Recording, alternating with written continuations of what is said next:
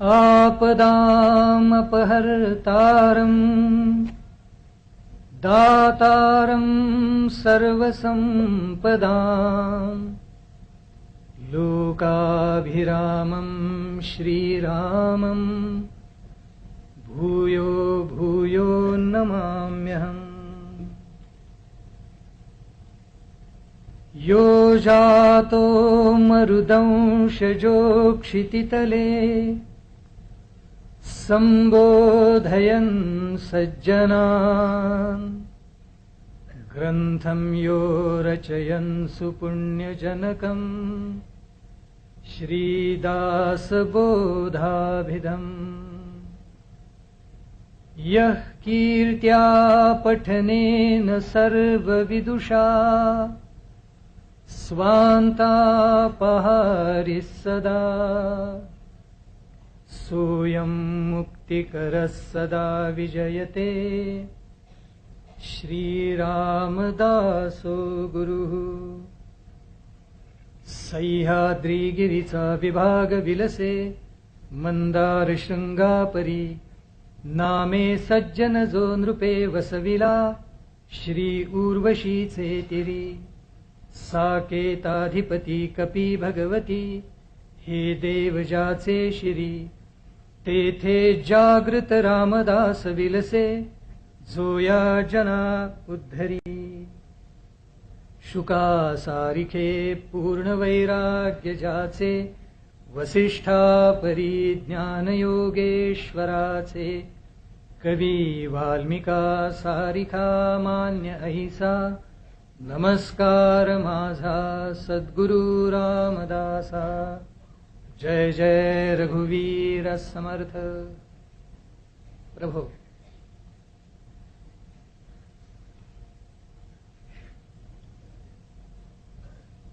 मानवाला प्रेयसाकडून श्रेयसाकडे नेण्यासाठी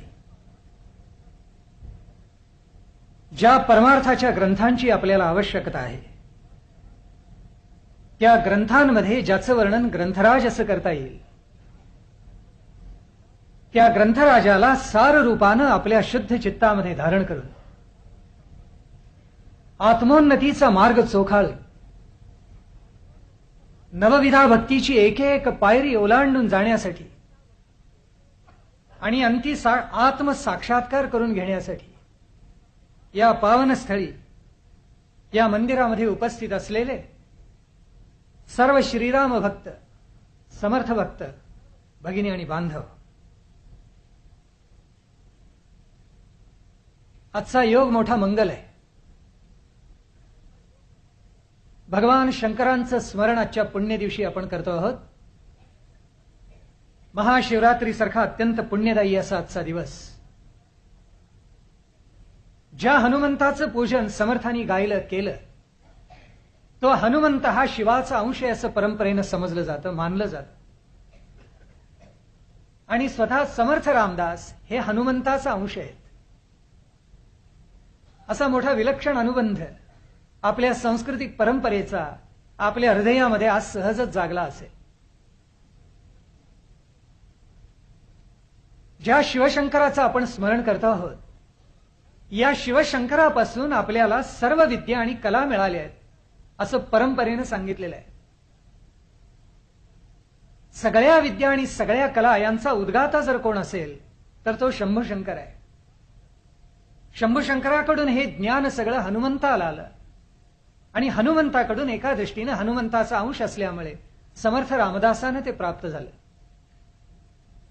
वाल्मिकी रामायणामध्ये वर्णन असं आहे की ज्यावेळेला प्रभू श्री रामचंद्र आणि हनुमंत यांची प्रथम भेट झाली आणि हनुमंतांनी प्रथम प्रभू रामचंद्रांशी संवाद केला त्यावेळेला प्रभू रामचंद्र आनंदाने गहिवरून गेले आणि लक्ष्मणाला ते असं म्हणतायत की लक्ष्मणा पहा बरं याची वाणी आणि वाचा किती शुद्ध आहे, याची बोलण्याची पद्धती किती रुजू आहे, याची प्रतिपादनाची शैली किती अलौकिक आहे। पहा लक्ष्मणा, ज्यानं वेदविद्येचा अभ्यास केला नाही, ज्यानं वेदांत वाचलेला नाही, ज्यानं व्याकरण पचवलेलं नाही त्याला असं बोलताच येणार नाही असं प्रभू रामचंद्र लक्ष्मणाला सांगतायत। याचा अर्थ हनुमंत हा सर्वार्थानं बुद्धिमतां वरिष्ठम असं आहे. तो केवळ पराक्रमी आहे असं नाही, पण बुद्धिमत्तांचा बुद्धिमंत असा तो आहे, असं वर्णन स्वतः प्रभू रामचंद्रांनी केलेलं आहे. आणि या हनुमंताचा अंश जर कोण असेल, स्वतः समर्थ रामदास स्वामी आहेत. त्या रामदास स्वामींनी जो आत्मप्रत्यय घेतला, त्यांनी जी आत्मानुभूती घेतली, आत्मसाक्षात्कार त्यांना झाला, रघुरायाचं साक्षात दर्शन त्यांना जे घडलं, तो आत्मानुभव त्यांनी सार रूपाने कशामध्ये जर ग्रथित केला असेल तर 2 ग्रंथांमध्ये केलेला आहे. समर्थांचं वाङ्मय उदंड आहे, आपल्याला माहिती आहे. पण त्यातही 2 वाङ्मयामध्ये, त्यांच्या संपूर्ण वाङ्मयामधल्या 2 ग्रंथांमध्ये समर्थांनी सार रूपाने आत्मप्रचिती, आत्मानुभव ग्रथित केलाय. आणि ते 2 ग्रंथ कोणते आहेत आपल्याला माहिती आहे. एक आहे त्यातला आत्माराम आणि दुसरा दासबोध. आत्माराम दासबोध माझे स्वरूप स्वतः सिद्ध, असं वर्णन स्वतः समर्थांनी केलेलं आहे. त्याच्यामुळे समर्थांचं दर्शन जर कशात घ्यायचं असेल तर ते आत्मारामामध्ये आणि दासबोधामध्ये. आत्माराम अतिशय स्फुट असा छोटी पुस्तिका आहे म्हणा, ग्रंथिका आहे म्हणा, ग्रंथ नव्हे, 195-96 अवयांची छोटी ग्रंथिका आहे. पण त्याच्यामध्ये सगळं तत्वज्ञानाचं सोलीव सार समर्थांनी एकत्र केलेलं आहे. पण समर्थांचं जर समग्र दर्शन आपल्याला घ्यायचं असेल, कारण सूत्ररूप सगळ्यांना कळतच असं नाही.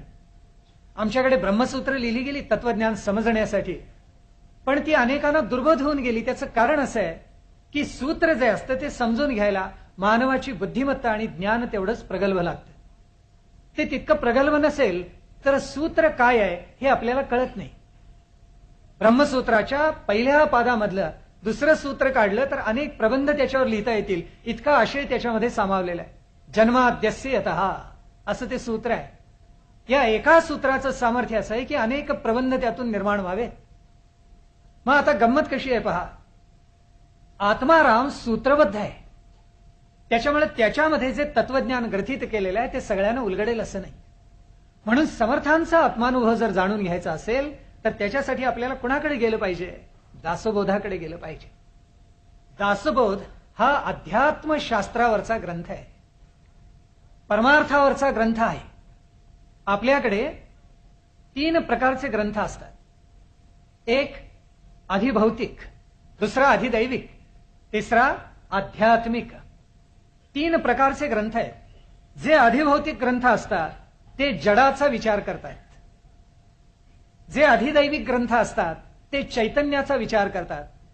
आणि जड आणि चैतन्यावर ज्याची सत्ता चालते, ज्याच्यामुळे जड आणि चैतन्य नियंत्रित होतात, सृष्टीचं चक्र चालू राहतं, मानवाला आत्मोन्नतीची दिशा कळते, असे सर्वश्रेष्ठ 3रं शास्त्र जर कोणतं असेल तर ते अर्थात आध्यात्मिक शास्त्र आहे. आणि म्हणून सगळ्यात श्रेष्ठ शास्त्र कोणतं तर ते आध्यात्मिक शास्त्र. जडाची शास्त्र आपल्याला दैनंदिन जीवनामध्ये उपयोगी येतात, नाही असं नाही, पण त्याला मर्यादा असतात काही ना काही स्वरूपामध्ये. आधी दैविक जी असतात चैतन्याचा अंशतः विचार करणारी, ती सुद्धा एका मर्यादेपर्यंत उपयोगी पडतात, आत्मोन्नतीचा रस्ता दाखवायला उपयोगी पडतात. पण सर्वार्थानं आत्मोन्नती व्हावी आणि आत्मसाक्षात्कार व्हावा असं जर वाटत असेल तर प्रत्येक मानवाला आध्यात्मिक शास्त्राचीच कास धरावी लागते. आमचे सगळे आचार्य आणि सगळे संत अत्यंत शहाणे होते. त्यांनी जडाचा नाही अभ्यास केला. उपनिषदामध्ये वर्णन असं आलेलं आहे की कोणत्या एकाचा अभ्यास करावा की ज्याच्यामुळे सगळं कळेल. त्याचं उत्तर देऊन ठेवलेलं आहे की परब्रह्माचा अभ्यास करावा म्हणजे सगळं कळेल. म्हणून आमच्या सर्व आचार्यांनी, सर्व संतांनी अभ्यास कशाचा केला? तो केवळ परमार्थाचा केला, अध्यात्माचा केला. आमचे संत मोठे हुशार, आमचे आचार्य मोठे हुशार. आणि या परंपरेमध्ये समर्थांचं नाव अत्यंत आदराने, अत्यंत गौरवाने घ्यावं असं विलक्षण नाव आहे. संत म्हटल्यानंतर आपल्या डोळ्यासमोर जी प्रतिमा येते ती समर्थांचं नाव घेतल्यावर येत नाही. समर्थ घोडदौड उत्तम करत असत, समर्थ तिरंदाजी उत्तम करत असत, समर्थ गलोल चांगली चालवत असत, समर्थांना संगीत उत्तम येत असे, समर्थ उत्तम वादक होते, समर्थ उत्तम मल्ल होते. एका लंगोटीवर हिवाळे पचवण्याची क्षमता आणि अलौकिक सामर्थ्य त्यांच्यामध्ये होतं. समर्थ इतके झपझप चालत एका दिवसामध्ये 40-50 मैल सहज चालून जाणं त्यांना काहीच वाटत नसे. आणि म्हणूनच इतर सगळ्या संतांची परंपरा आपण आपल्या भूमीतली काढून पाहिली.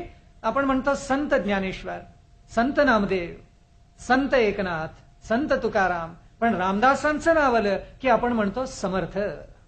आपण संत नाही म्हणत त्याला, आपण समर्थ रामदास म्हणतो. का बरं म्हणत असू? त्याचं कारणच आहे की समर्थांचं अवघच समर्थ आहे, सगळं विलक्षण आहे.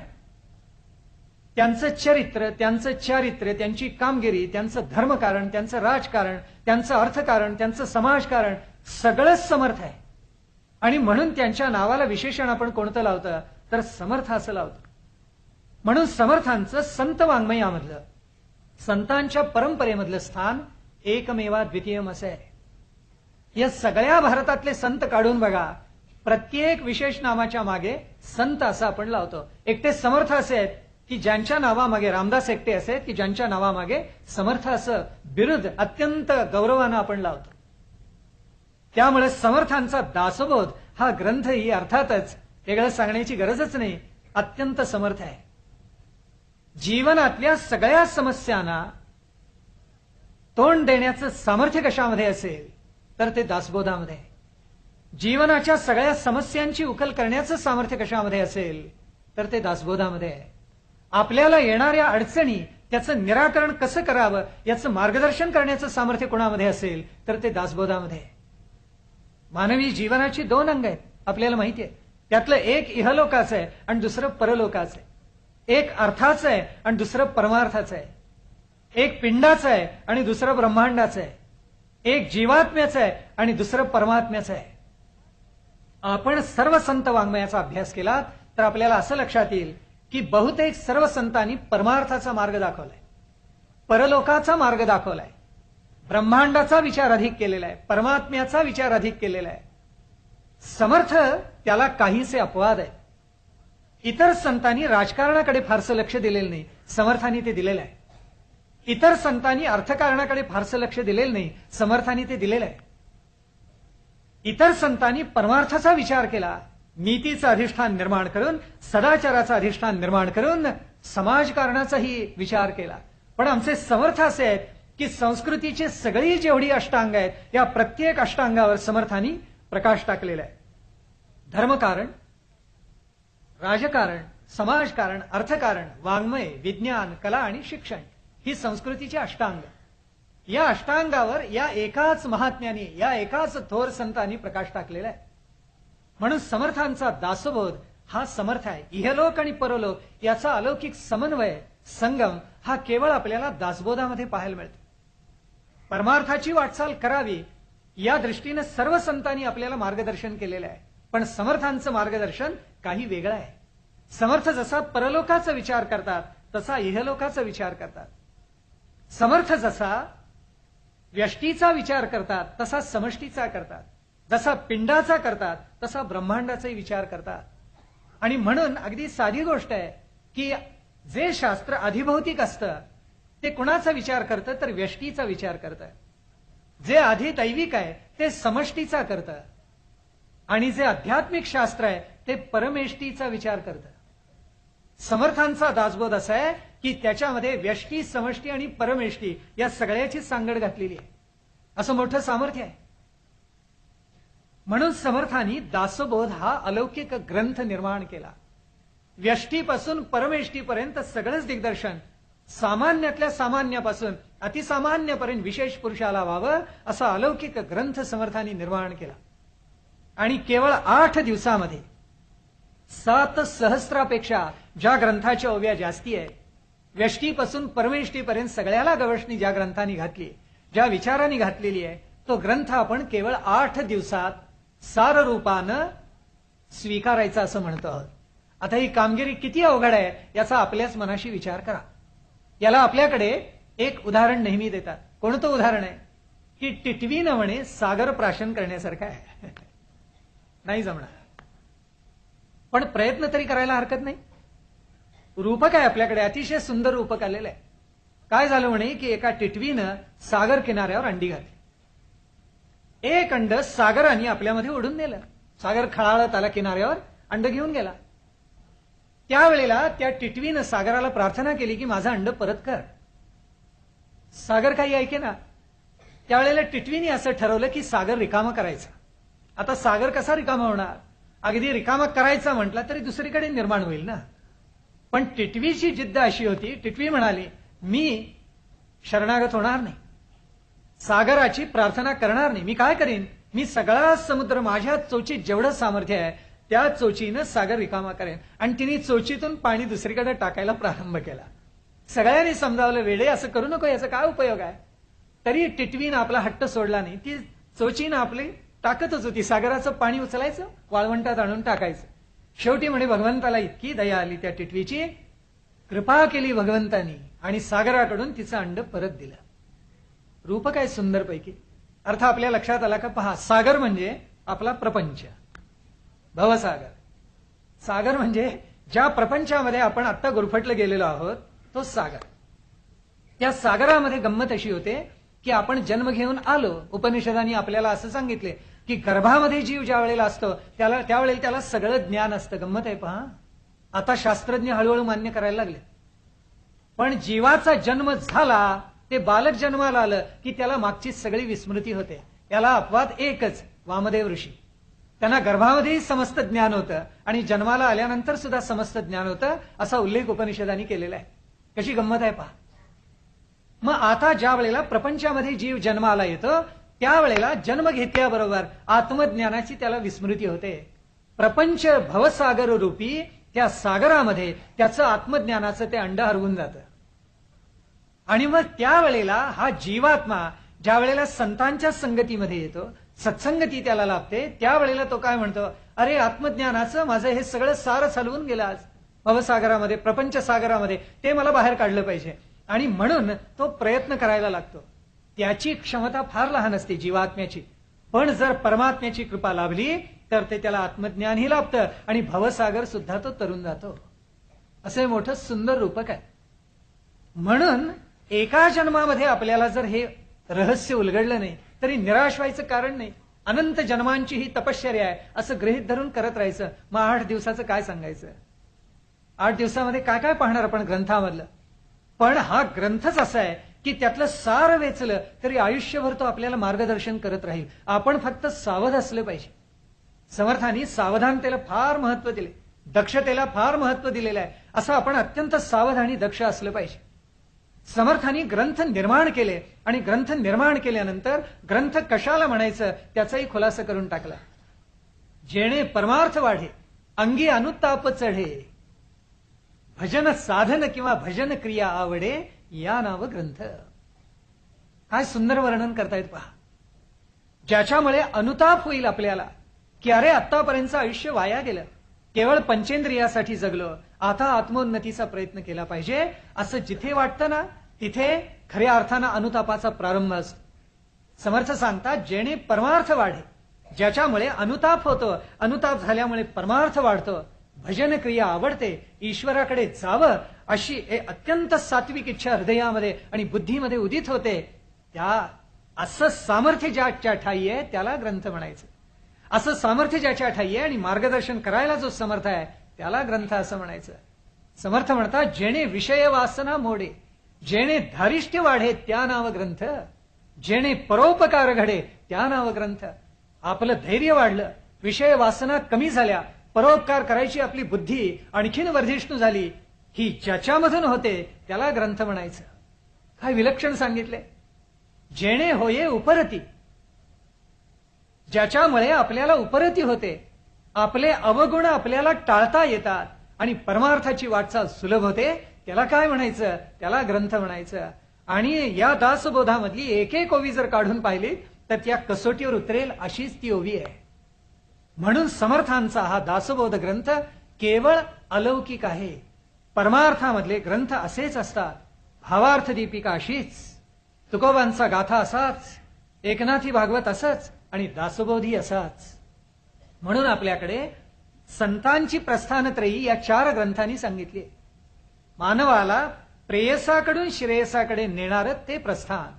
ते प्रस्थान कोण असतं आणि कुणाच्या सामर्थ्यामुळे आपल्याला आत्मसात होतं? प्रेयसाकडून श्रेयसाकडे नेणारं ते प्रस्थान.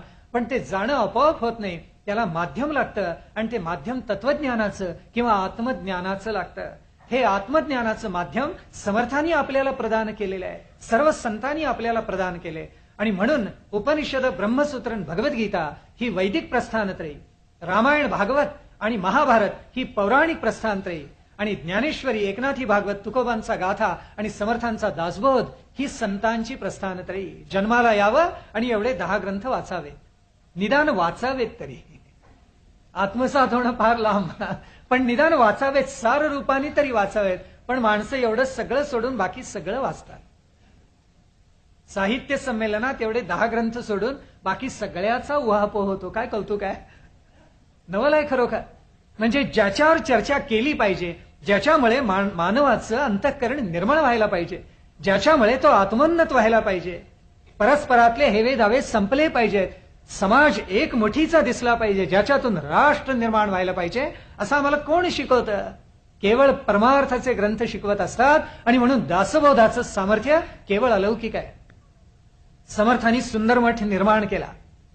सुंदर मठ म्हणजे शिवथरची घळबर का, समर्थ त्याला सुंदर मठ म्हणत असत. मठ अनेक निर्माण केले, 1100 मठच निर्माण केले संपूर्ण भारतामध्ये. पण समर्थांचा सगळ्यात आवडीचा मठ कोणता? तर सुंदर मठ म्हणजे शिवथरगळ. या शिवथरगळीमध्ये त्यांनी शेंदूर लावलेली गजाननाची मूर्ती निर्माण केली.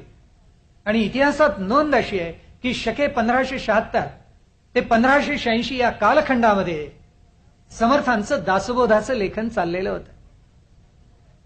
हे पहिल्या टप्प्यात जेवढं झालं त्याच्यानंतर त्याच्यामध्ये भर घातली गेली बरं का. समर्थांनी पहिला एक दासबोध लिहिलाय, त्याला 21 समासी किंवा जुना दासबोध असं म्हणतात. हा दासबोधाचा पहिला अवतार. समर्थ ज्या वेळेला शिवथरगळीमध्ये होते त्यावेळेला त्यांना कल्याण स्वामींसारखे अतिशय निष्ठावंत शिष्य लाभले. आणि कल्याण स्वामींनी सगळा दासबोध लिहून घेतला. किती लिहिलेला आहे? पहिले 6 दशक सलग लिहिले गेलेत. 7वा त्याला नंतर जोडला गेला. आणि 8वा हा समर्थांनी अगोदरच लिहून ठेवलेला होता. आणि त्याच्यामुळे 1 ते 8 असे सलग 8 दशक हे समर्थांनी निर्माण केले. दासबोधाचे 2 टप्पे पडतात. त्यात 1 ते 8 हा खरा पहिला दासबोध आहे. पुढले 9 ते 20 दशक हे नंतर जोडलेले आहेत. समर्थांनी स्फुटलेखन उदंड केलेलं होतं. आणि तंजावरचे जे मठाधिपती भीमस्वामी, या भीमस्वामींनी आपल्या अन्य गुरुबंधूंच्या मदतीनं या सगळ्या स्फुटलेखनाचं संकलन केलं आणि त्याचं दशकामध्ये त्याची विभागणी केली, समासामध्ये विभागणी केली. आणि शके 1603 मध्ये समर्थांचं महानिर्वाण ज्या शकामध्ये झालं, इसवी सन 1681 मध्ये, त्या वर्षामध्ये मार्गशीर्षाच्या महिन्यात भीमस्वामींनी हा सगळा दासबोध संकलित केला. 9 ते 20 हे दशक एकत्र आणण्याचं श्रेय समर्थांच्या आज्ञेवरून भीमस्वामींना जातं. पण प्रथम 1 ते 8 असे दासबोधाचे पहिले 8च दशक निर्माण झाले. त्यातला 8वा सुद्धा समर्थांनी अगोदरच लिहून ठेवला होता. आणि आपल्याला नवल वाटेल की 7व्या दशकाच्या शेवटी म्हणजे 10व्या समासामध्ये 42व्या ओवीत समर्थांनी स्पष्टच सांगून ठेवलेलं आहे, सरली काय, शब्दांची खटपट आला ग्रंथाचा सेवट. म्हणजे ही शब्दांची खटपट संपली. आत्मानुभव शब्दांनी सांगायचा म्हटला तरी किती सांगता येतो? एका विशिष्ट टप्प्यापर्यंत सांगता येतो, त्याच्या पलीकडे नाही सांगता येत. म्हणून समर्थ म्हणतात, सरली शब्दांची खटपट आला ग्रंथाचा सेवट. 7व्या दशकाच्या शेवटी हे समर्थांनी लिहून ठेवले. पण त्याला 8वा ज्ञान दशक मायोद्भव हा अगोदरच लिहून ठेवलेला असल्यामुळे समर्थांनी जोडला. म्हणून 1 ते 8 हा पहिला टप्पा आणि 9 ते 20 हा दुसरा टप्पा. अशा 2 टप्प्यामध्ये या ग्रंथराज दासबोधाचं संकलन झालं. 4,760 इतुकी कलियुगाची रहाटी असा समर्थांचा एक उल्लेख आहे. आता 4,000 म्हणजे 4,760 म्हणजे 4,760 कलियुगाची वर्ष म्हटली आहेत. कलियुग किती वर्षांचं आहे? 4,32,000 वर्षांचं आहे. त्यातली 4,760 वर्ष होऊन गेली असं समर्थ सांगतात. आपल्या लक्षात येते का पहा. यावरून आपल्याला भगवान श्रीकृष्णांचा आणि प्रभू रामचंद्रांचा काळ बरोबर ठरवता येतो. समर्थांचा काळ ध्यानात घ्या. आपल्याकडे इतिहास नाही म्हणतात, पण इतिहासातल्या अशा अनेक नोंदी जो सूक्ष्मपणे वाचतो त्याच्या बरोबर लक्षात येतात. 4,760 कलियुगाचं 4,760 वर्ष म्हणजे शके 1581, म्हणजेच इसवी सन 1659. त्या वर्षात समर्थांनी हा उल्लेख केलाय, कारण त्यावेळेला समर्थ विशेष आनंदून गेलेले होते. का? ज्यांचा इतिहासाचा अभ्यास आहे त्यांच्या लक्षात आला असेल, 1659 साली अफजल खानाचं पारिपत्य शिवाजी महाराजांनी केलं. काय विलक्षण अनुबंध आहेत पहा एक एक इतिहासामध्ये. शके 1581 म्हणजे इसवी सन 1659. म्हणून समर्थांना विशेष आनंद झाला आणि समर्थांनी या दासबोध ग्रंथाची रचना आणि जलद केलेली आहे आणि कल्याण स्वामींनी ते लिहून घेतलं. समर्थांनी माणसं सुद्धा काय जोडली, काय एक एक शिष्य असा आहे की समर्थांचा जणू बहिष्कर प्राण. फार थोड्या संघटनांना भाग्य असं लाभतं की जिथे अशी निष्ठावंत माणसं असतात, नाहीतर संघटनेमधल्या बऱ्याच लोकांना संशय जास्ती असतो. हे घडेल का, हे होईल का, इथूनच सुरुवात करतात. पण समर्थांचं भाग्य असं, समर्थांची उंची अशी की त्यांना असे शिष्य प्राप्त झाले, प्रशिष्य प्राप्त झाले की त्यांच्या वचनावर संपूर्ण विश्वास, जीव झोकून दिला, प्राण झोकून दिले, ओवाळून टाकले समर्थांच्यावरून प्राण.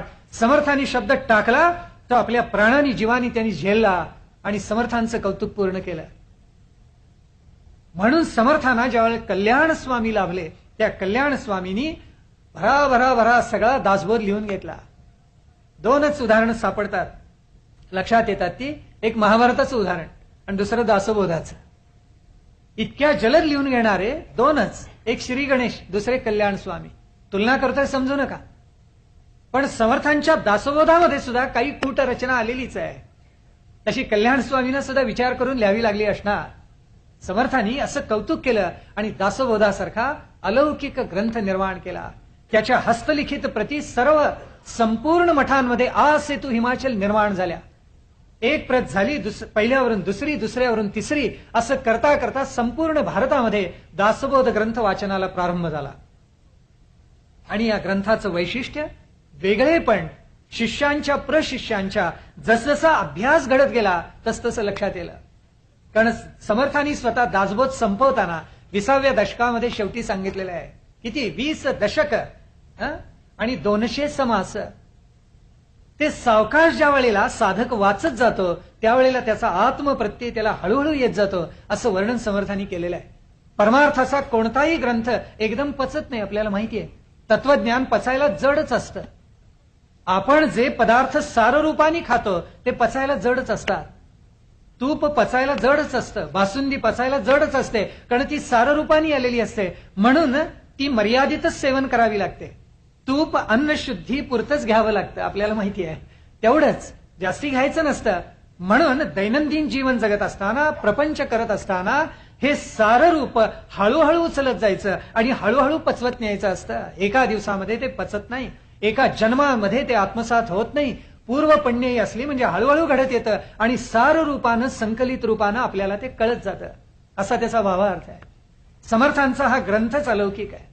बाकी सगळे ग्रंथ आणि समर्थांचा ग्रंथ याच्यामध्ये साम्य भेद स्थळ काढली. साम्य कोणतं आहे? हा अध्यात्माचा ग्रंथ आहे आणि परमार्थाचा ग्रंथ आहे, बरोबर. भेदस्थळ कोणती आहेत? मांडणी अत्यंत भिन्न आहे. डेसिमल पद्धतीची मांडणी केली, चटकन कळेल म्हणून सांगितलं. 10चं गणित मांडलेलं आहे सगळीकडे, चटकन लक्षात यावा असं. असा ग्रंथ कोणी मांडलेला नाही, तो समर्थांनी मांडले. नवविधा भक्तीचं जितकं सुंदर सुगड निरूपण समर्थांनी दासबोधामध्ये केलेलं आहे तेवढं अन्य कुणीही केलेलं नाही. समर्थांनी पिंड ब्रह्मांडाचा जेवढा विचार केला तेवढा अन्य कुणी केलेला नाही. समर्थांनी प्रपंच विज्ञान जेवढं मांडलं तेवढं अन्य कुणीही मांडलेलं नाही. राजकारणाचं जेवढं सखोल चिंतन समर्थांनी केलं दुसऱ्या कुणीही केलं नाही. समाजकारण अर्थकारणाचं जेवढं चिंतन समर्थांनी केलं तेवढं अन्य कुणी केलेलं नाही. समर्थांनी निस्पृहासाठी जेवढी शिकवण दिली अन्य कुणीही सांगितली नाही. यत्नाला ईश्वर मानून प्रयत्नांची शिकवण समर्थांनी समाजाला जेवढी दिली तेवढी अन्य कोणत्याही संतांनी किंवा आचार्यांनी आपल्याला दिलेली नाही. म्हणून संतांच्या दासबोधात, समर्थांच्या दासबोधामध्ये जे मांडलेलं आहे, जो विचार केलाय, जे चिंतन केलेलं आहे ते अन्य संतांनी जे जे ग्रंथ मांडले त्याच्यापेक्षा थोडंसं वेगळं आहे, समजावून घेण्यासारखं आहे. इतर सर्व ग्रंथांचा प्रारंभ हा ईश्वराला वंदन करून होतो. समर्थांचा दासबोध हा वेगळाच आहे. त्यांनी गणेशाला वंदन केले पण ते प्रारंभी नाही आहे केलेलं, कारण हा संवाद रूप ग्रंथ आहे. तद्विधी प्रणिपातेन परिप्रश्नेन सेवया, गीतेचा आदेश समर्थांनी तंतोतंत पाळलेला आहे. ते ज्ञान तू कसं जाणून घे? गीता सांगते, प्रणिपातेन, पहिल्यांदा नमस्कार कर सद्गुरूला, प्रणिपातेन परिप्रश्नेन सेवया, सेवा करून सद्गुरूची, आणि नंतर संवाद रूपाने ते ज्ञान ग्रहण कर, असं भगवद्गीता सांगते. संपूर्ण दासबोध हा गुरु शिष्य संवाद आहे. खरं तर गुरु शिष्य म्हणायला नको, सद्गुरु सच्छिष्य संवाद म्हणा, ते शब्द अधिक योग्य आहे. कारण गुरु शिष्य गल्लीबोळात मिळतात, सद्गुरु सच्छिष्यांची एखादी जोडी आपल्याला इतिहासामध्ये पाहायला मिळते की ज्यांचं कर्तृत्व अलौकिक असतं. समर्थांचं कर्तृत्व असं अलौकिक आहे. लौकिकाच्या कोणत्याही फुटपट्टीनं अलौकिक मोजता येत नाही. समर्थांचं कर्तृत्व या दर्जाचं आहे. ज्या ग्रंथाला सागराची खोली आहे, हिमालयाची उंची आहे, आकाशाची व्याप्ती आहे, असा मोठा विलक्षण सुंदर हा ग्रंथ आहे. आणि म्हणून प्रारंभीच आपल्याला ही विनंती आहे की आपण एकाग्र व्हा, सावधान व्हा, आणि एक एक अमृत शब्द आपल्या चित्तामध्ये, बुद्धीमध्ये धारण करा. हा गुरु शिष्यांचा संवाद आहे. म्हणून पहिल्यांदाच शिष्यानीच प्रश्न विचारला, तुम्ही आम्हाला परमार्थाचं ज्ञान देणार म्हणता, पण कशासाठी? श्रोते पुसती कोण ग्रंथ, काय बोलिले जी येथ, श्रवण केलियाने प्राप्त काय आहे. समर्थांना बरोबर कळलेलं होतं मानसशास्त्र. मधाचं बोट कुठेतरी लावल्याशिवाय स्तोत्र म्हटली जात नाहीत, आपल्याला माहिती आहे. धनधान्य पशु वृद्धी पुत्र पौत्र समजतही, असं म्हटल्यानंतर मनुष्य म्हणतो हा ठीक आहे, आता आपल्याला प्रयत्न करायला हरकत नाही, वाचायला हरकत नाही, कारण त्यातून एवढ्याचा लाभ होणार आहे. हे मानवाचं मन समर्थांना बरोबर कळलेलं होतं. आणि म्हणून पहिलाच प्रश्न श्रोत्याचा त्यांनी ग्रंथारंभी टाकलेला आहे. श्रोते विचारतात की हा कोण ग्रंथ, नाव काय याचं, याच्यामध्ये काय सांगितले, काय बोलिले जी येथ. पण काय सांगितले एवढ्यावर भागत नाही. श्रवण केली आणि प्राप्त काय आहे. आम्ही कशासाठी श्रवण करायचं? कारण आपल्याला समाजामध्ये अनंत मंडळी अशी म्हणतात की काय अर्थ आहे त्याच्यामध्ये, कशाला परमार्थ करायचा, कशाला ग्रंथ वाचायचे. ज्यांची तृप्ती पंचेंद्रियापुरती मर्यादित असते त्यांच्यासाठी असे ग्रंथ नाहीतच. एखादा दारुडा सुद्धा ब्रह्मानंदामध्ये गटारीच्या कडेला लोळत असतो. त्याच्या दृष्टीने आनंदाचा विषय म्हणजे देशी किंवा परदेशी दारू पिणं.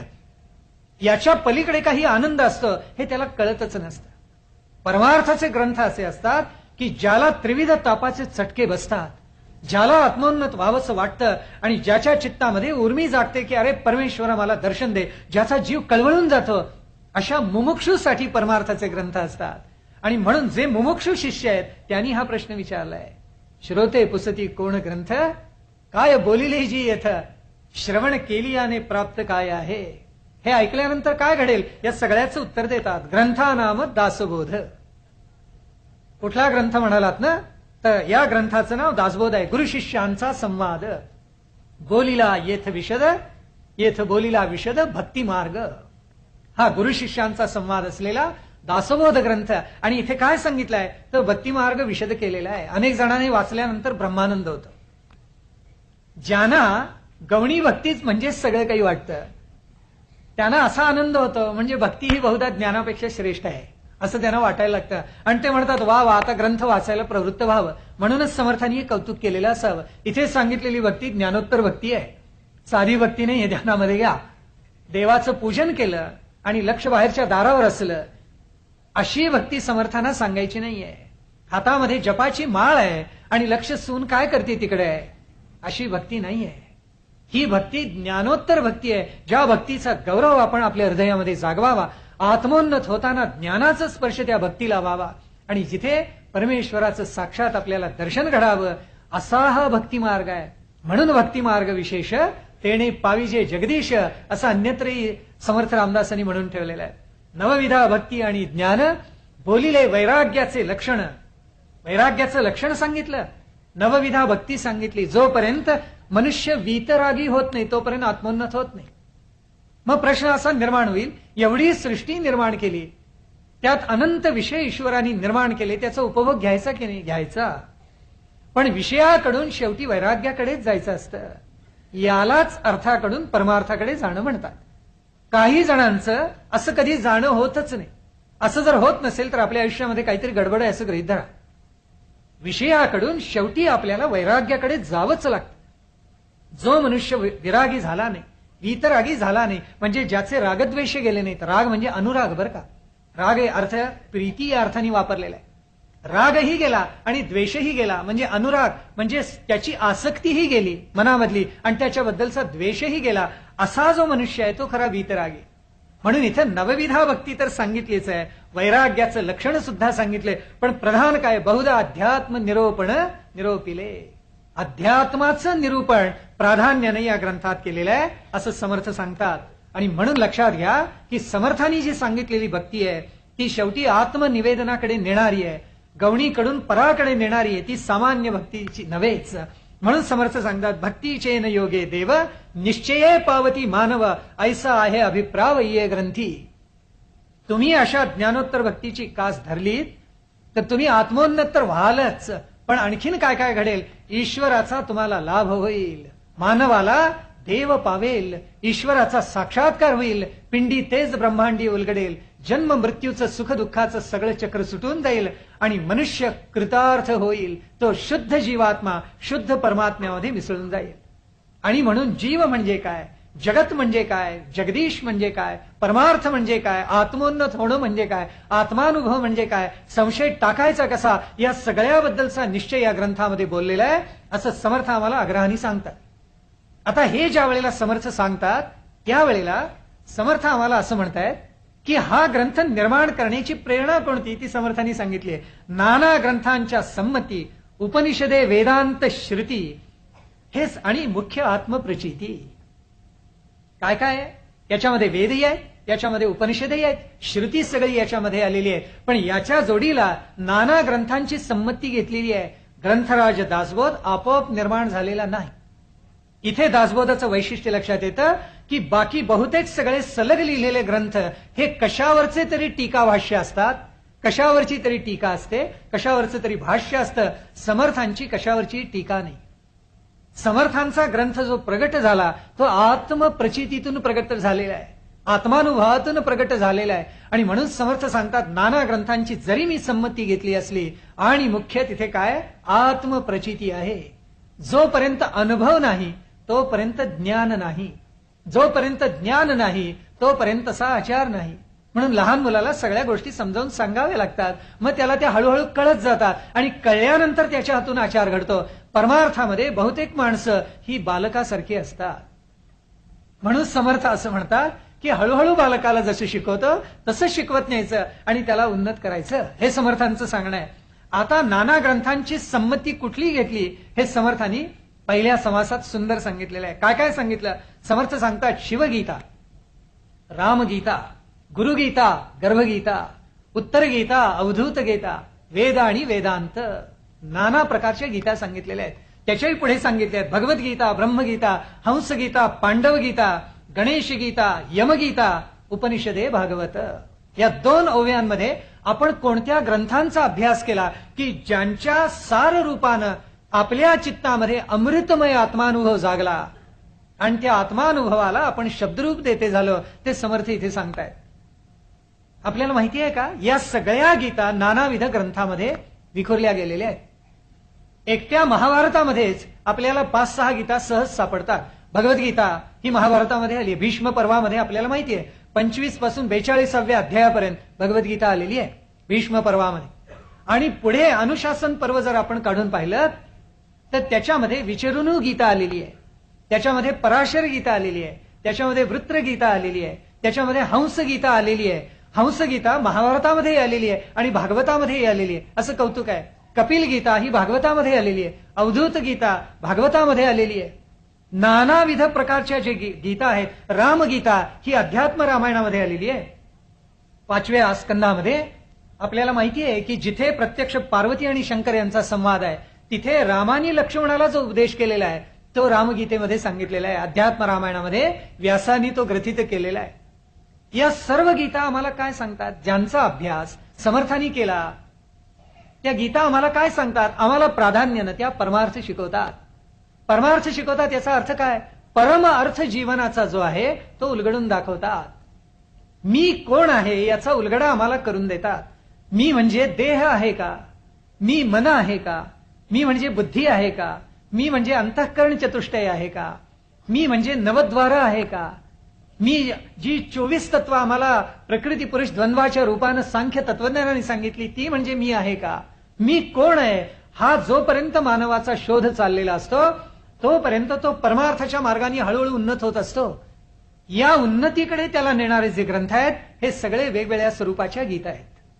या सर्व गीतांमधून गीता आणि गीता या गीतांमधून आपल्याला सर्व मार्ग एकाच चित्तत्वाकडे जाणार आहेत हे आपल्याला उलगडून दाखवलेलं आहे. आणि म्हणून समर्थांनी या सर्व गीतांचा अभ्यास केलाय. प्रत्येक गीतेवर एक एक सत्र करावं असं सामर्थ्य आहे. आता याच्यामध्ये काही गीतांचा उल्लेख आलेला नाहीये. उदाहरणार्थ अष्टावक्र गीता याच्यामध्ये आलेली नाहीये. पण अष्टावक्र गीता ही समर्थांनी वाचलेली असली पाहिजे. नाना ग्रंथांचीच संमती ज्या वेळेला समर्थ घेतात त्यावेळेला सार रूपाने लिहिताना सगळं लिहिलं पाहिजे असं नाही. वेद आणि वेदांत, उपनिषदे आणि भागवत म्हटलेलं आहे. अर्थ काय झाला? वेदाचं सगळं म्हणजे वैदिक वाङ्मय तर समर्थांनी पचवलेलं होतंच, पण शिवाय वेदांत वाचलेला होता. आता वरच्या ओवीमध्ये म्हणतात वेदांत आणि खाली म्हणतात उपनिषद, म्हणजे गोंधळच व्हायचा. कारण वेदांत म्हणजेच उपनिषद, उपनिषद म्हणजेच वेदांत. मग आपल्याला वाटेल दोन वेळेला का बरं उल्लेख केला? अशी आवृत्ती पुनरावृत्ती समर्थांनी का केली? समर्थ काय प्राध्यापक होते काय? विसरून जायला मागच्या ओवीमध्ये काय लिहिले? का लिहिलं आपल्याला मुद्दाम सांग. समर्थांनी सांगितलं त्याचा भावार्थ अतिशय सुंदर आहे. वर म्हणालेत वेद वेदांत आणि खाली सांगितलेलं आहे उपनिषदे आणि भागवत. का बरं सांगितलं असं? भावार्थ असा की उपनिषद म्हणजे जी प्रधान दशोपनिषद आहेत त्याचा तर मी अभ्यास केलेला आहेच. वेदांत याचा अर्थ अद्वैत तत्वज्ञान ज्याच्यामध्ये सगळे एकत्र ग्रथित केले ते शारीर भाष्य मी वाचलेलं आहे. शंकराचार्यांचं भाष्य मी वाचलेलं आहे असं समर्थ सांगतात. कारण शंकराचार्यांचा मायावाद दासबोधामध्ये जसाच्या तसा जवळजवळ स्वीकारलेला आहे. जे शंकराचार्यांनी मांडले, विवर्तवाद जो मांडला शंकराचार्यांनी तो सगळा जसाच्या तसा मायावाद स्वरूपामध्ये स्वतः समर्थांनी स्वीकारलेला आहे. आणि त्याच्यामुळे वर वेद आणि वेदांत जिथे म्हटलेला आहे तो वेदांत म्हणजे शंकराचार्यांचं अद्वैत तत्वज्ञान आणि खाली उपनिषद म्हणजे 10 प्रधान उपनिषद. वस्तुतः जवळजवळ 250 उपनिषद आहेत. ही सगळी समर्थांनी पचवलेली असली पाहिजे. आता एवढ्या सगळ्या ग्रंथांना पचवून समर्थ म्हणतायत मी दासबोध ग्रंथ निर्माण केलेला आहे. हा पहा तर खरा. पण काही माणसं अशी असतात समाजामध्ये, त्यात काय आहे, कशाला, आम्ही तर सगळ्यात शहाणे आहोत असं काही जणांना वाटतं. विशेषतः साहित्यिकांना फार वाटतं.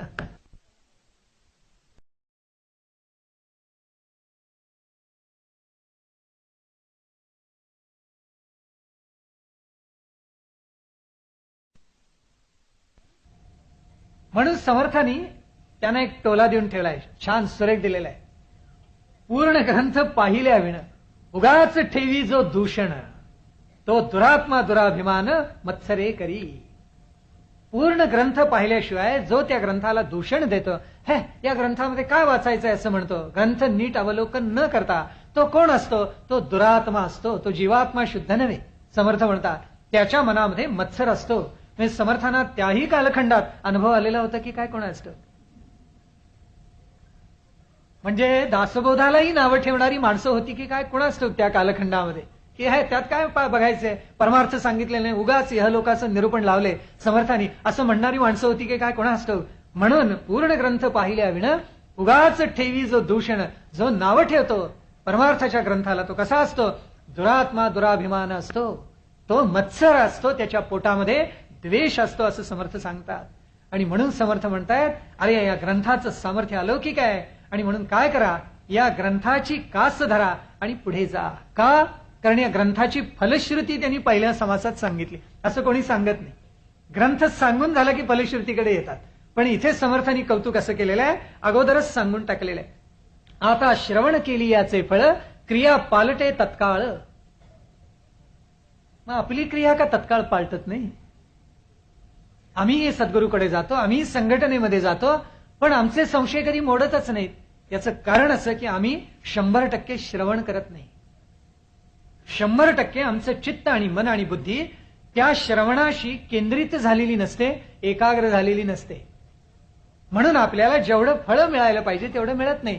जेवढे टक्के तुम्ही ऐकलं तेवढ्या टक्क्यांचं फळ मिळणार, जास्ती अपेक्षाच करू नका. आता श्रवण केली याचे फळ क्रिया पालटे तात्काळ. श्रवण करायला तेवढा श्रद्धाभाव चित्तामध्ये पाहिजे आणि सांगणाराही तितका समर्थ पाहिजे. दोन्ही गोष्टी आहेत बरं का. इथे समर्थच सांगतायत, समर्थच आहेत ना. त्याच्यामुळे समर्थांचं सांगणं समर्थ असेल हे काय वेगळं आहे का? नाहीतर त्या कीर्तनकाराची कथा सांगतात ना नेहमी, की कीर्तन त्याचं सुरू झालं की काही माणसं म्हणे लवंडत असत. झोप आल्यावर काय करणार बिचारे, तरी बरं इथे खुर्च्या आहेत. त्या कीर्तनकाराचं कीर्तन ऐकताना काही मंडळी झोपायची म्हणे, काही मंडळी जांभया द्यायला लागायची आणि थोड्या वेळानं हळूहळू मंदिर रिकामं व्हायचं. सभागृह सगळं एक निष्ठावंत ऐकत बसलेला असायचं. शेवटी कीर्तनकाराला इतका आनंद झाला आहे, एक तरी चांगला श्रोता आहे. आणि शेवटी त्यांनी काय म्हटलं, वा रे वा बाबा, तू खरा एकटा श्रवण करणारा, मला अगदी आवडलं. बाकीची मंडळी ही श्रवण मार्गाची नव्हेतच, तू एकटाच खरा श्रवण मार्गाचा आहेस.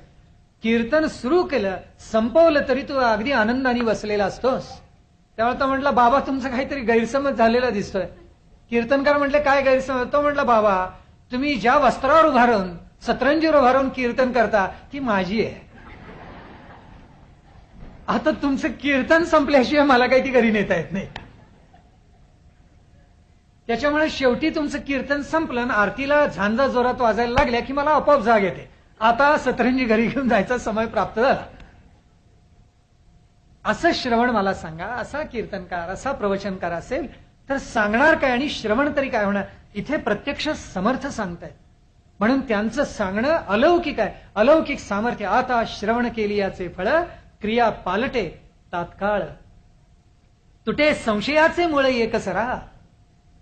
आपण आत्मनिरीक्षण करून बघा, मनुष्य वृद्ध झाला तरी शेवटपर्यंत त्याच्या मनातले संशय जात नाहीत. पण ज्याला आत्मज्ञान झालं त्याचे संशय फिटले सगळे. त्याला मग पुन्हा असं वाटत नाही की ललित वाङ्मय श्रेष्ठ की परमार्थाचं वाङ्मय श्रेष्ठ, असा संशय त्याच्या चित्तात कधी राहत नाही. पण आपण जगामध्ये माणसं पाहिलीत तर आपल्या लक्षात येईल अनेक गोष्टींविषयीचे संदेह त्यांच्या चित्तात असतात, खूप असतात. ते वृद्ध झाला, देह पडताना सुद्धा माझ्या मुलांनी काय केलं असेल, माझी पत्नी नंतर कशी वागेल, अनंत संशय मनामध्ये घेऊन तो मृत्यू पावतो मनुष्य. संदेह शेवटपर्यंत जात नाहीत.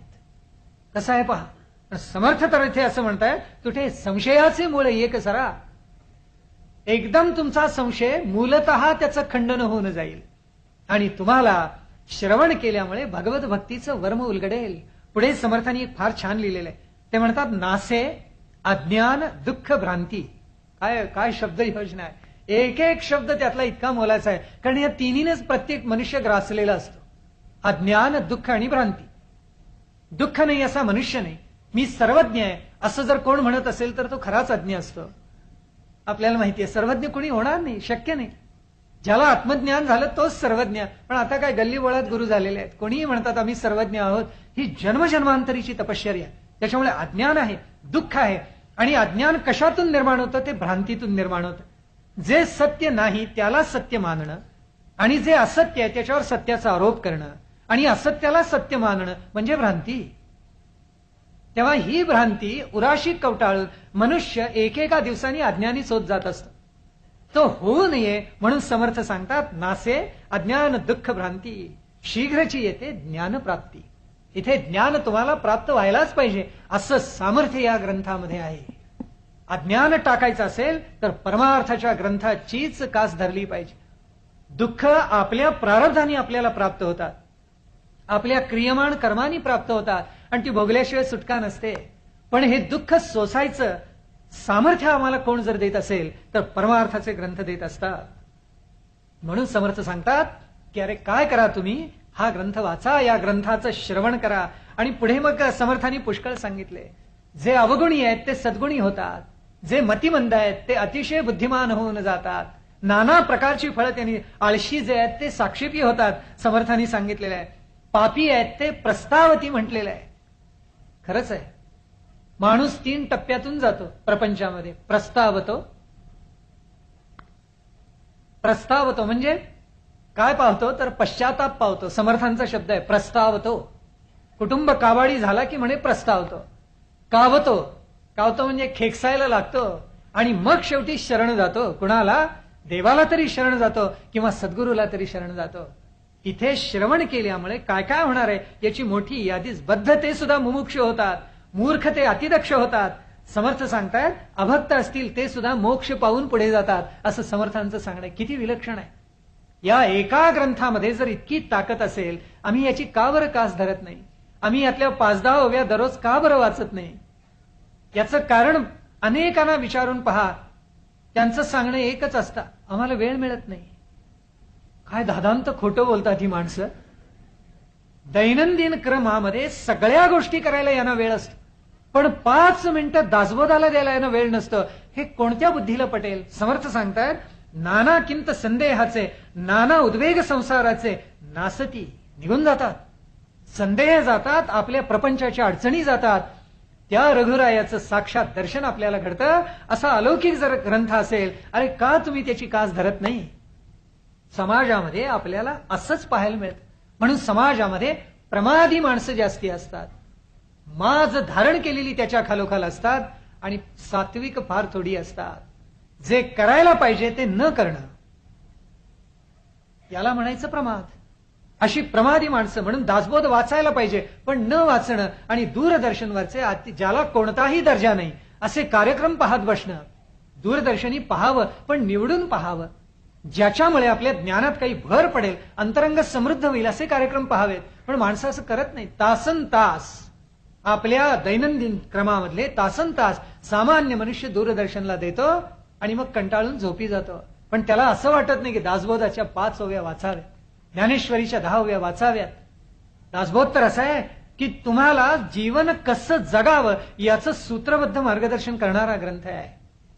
हे एकदा समर्थांनी उलगडून दाखवलं पहिल्या समासामध्ये. त्याच्यामुळे दासबोधाचा पहिला समास फार महत्वाचा आहे.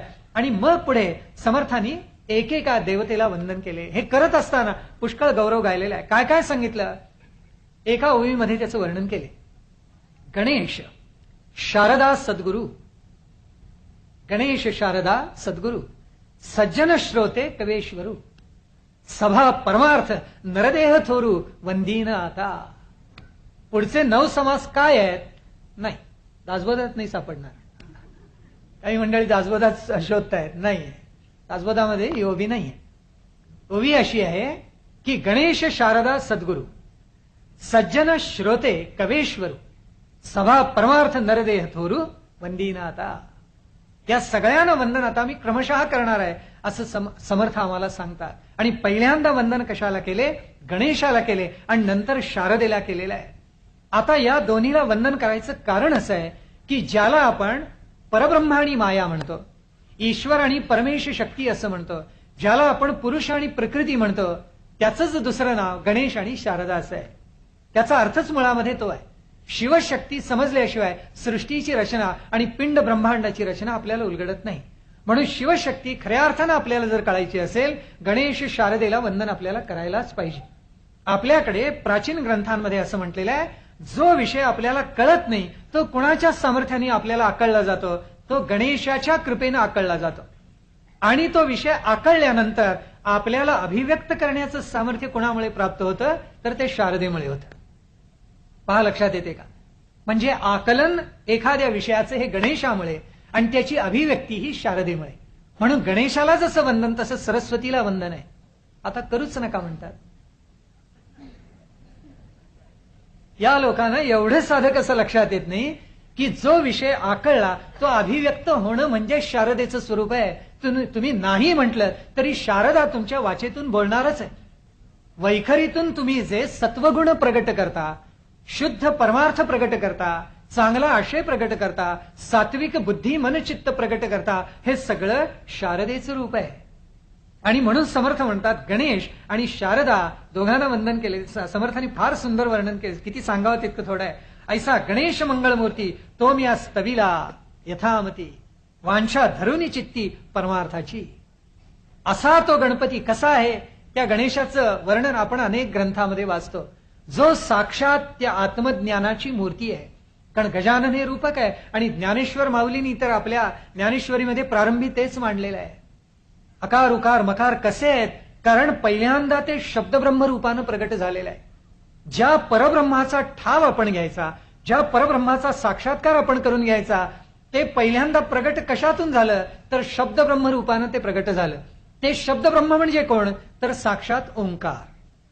म्हणून ओंकाराला महत्व इतकं का की त्या परब्रह्माचं पहिलं शब्दातून म्हणजे ध्वनी आणि अक्षर या दोन्हीचा संगम करून ते परब्रह्म कशातून प्रकट झालं तर ओंकारातून. म्हणून आकार उकार मकार आणि पुन्हा अनुस्वार त्याच्यावरचा अशा 3.5 मात्रांचा ओंकार तो गणपती आहे असं म्हटलं जातं.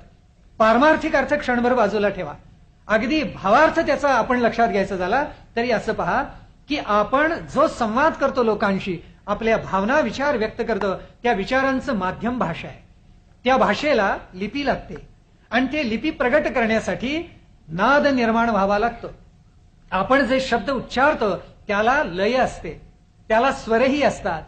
ती लय जी असते ती लय त्या आपल्या नादाबरोबर उच्चाराबरोबर प्रगट होत असते. पण ती नुसती जर लयी बरोबर प्रगट झाली तर ती अर्थही नाही. आपण काय हा हा हू म्हणत नाही, नुसतं त्याला शब्द असतात. ते कशातून प्रगट होतात? ते आकार उकार मकारातून प्रगट होतात.